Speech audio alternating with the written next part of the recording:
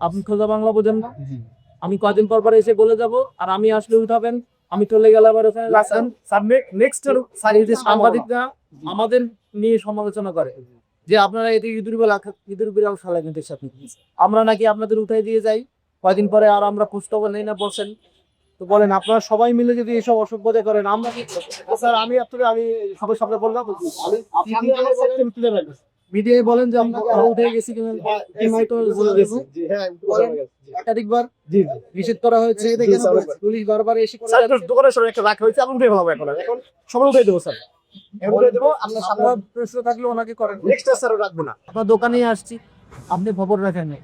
আমি অনেকবার আসলাম না, রাত্রেবেলাও আসছি, গভীর রাত্রে আমরা চাচ্ছিলাম। আপনি না থাকা মানে তো আর এটা আপনি জানেন না তা না।